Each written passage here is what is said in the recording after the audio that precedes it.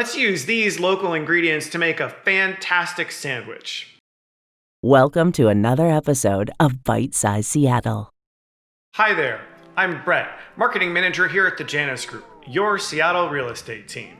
Today, I'm going to be making an oyster po' boy sandwich with a Seattle recipe and Seattle area ingredients. The oyster po' boy is decadent, delicious, and a great excuse to eat local oysters. Last summer, I was enjoying an oyster po' boy on the patio at Mean Sandwich in Ballard when Dan, the owner of Mean Sandwich, came over and asked my wife and I how we were doing and if we were enjoying our food.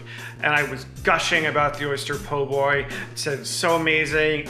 And the bread, it's fantastic. He told me that they source their bread from Q Bakery, and so I went to Q Bakery today and got the same bread that they use at Mean Sandwich to make this oyster po' boy. I am also using Hama Hama oysters because they are tasty, they are local from the Hood Canal, and because that's also what they use in the oyster po' boy at Mean Sandwich. The recipe we're using today comes from Taylor Shellfish, a Seattle institution with shellfish farms and oyster bars throughout the Puget Sound area. You can find links to the recipe, ingredients, and all of the Seattle area resources mentioned in this video in the link below, or by going directly to janusgroup.com/bite. Here's what you will need to make the oyster po' boy with lemon coleslaw.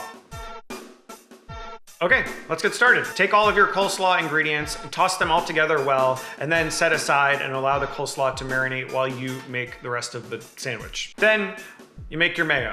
Take some regular mayonnaise and add a little bit of lemon juice and lemon zest and some fresh cracked black pepper. Okay, now the fun can begin. We get to shuck the oysters and then fry them. Let's get shucking.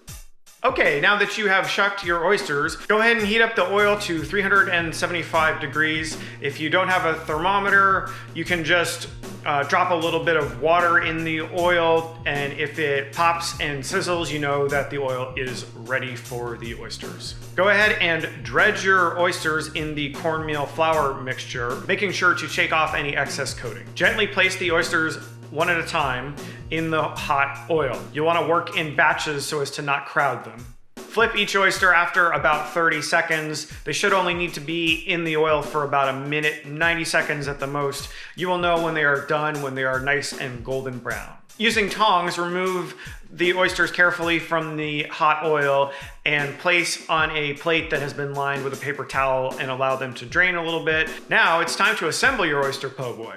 Go ahead and take the bread and cut it down the middle, and then spread the lemon pepper mayo on the bread.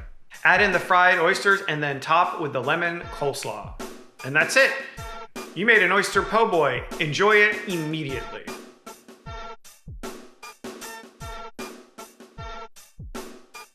Thanks for watching this episode of Bite Size Seattle. Until next time, cheers.